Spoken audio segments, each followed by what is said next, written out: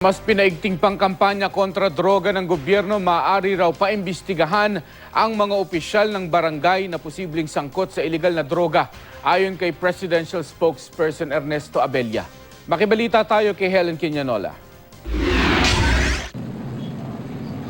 Binawian ng buhay ang 32 taong gulang na si Asgard Limbona matapos pagbabarili ng hindi pa nagkikilalang salarin sa Barangay Isidro sa Ormoc City. Ikatlo raw si Limbona sa listahan ng mga tulak umano ng droga ng Police Station 3 sa naturang barangay. Ayon sa kinakasama ni Limbona na si Genevieve Visores, pinagbabaril daw si Limbona ng hindi nakilalang salarin na nakasuot ng helmet. Giit pa nila Visores, hindi raw tulak ng droga ang kanyang kinakasama. Nakuha sa lugar ang 12 basyo ng bala ng kalibre 45 na baril. Sa Barangay Cogo naman sa parehong lungsod, natagpo ang tadtad ng bala sa kalsada ang isang hindi pa nakikilalang lalaki. 14 na basyo ng bala ang natagpuan sa crime scene.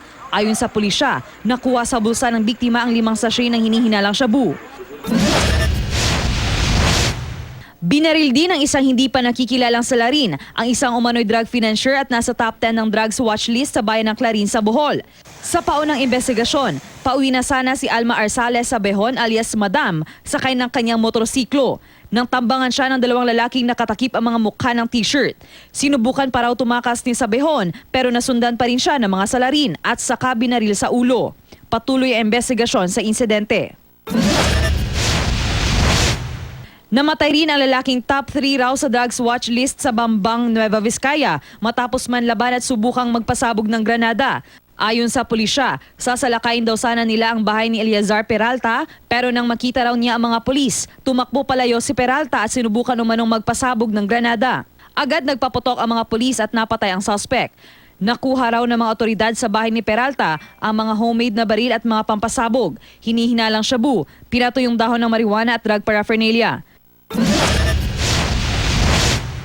Sa gitna ng mas pinaigting na kampanya kontra droga, inihayag ni Presidential Spokesperson Ernesto Abella na mayroon na rin umanong proposed memorandum para imbestigahan, pati na ang mga opisyal ng barangay na posibleng sangkot sa iligal na droga.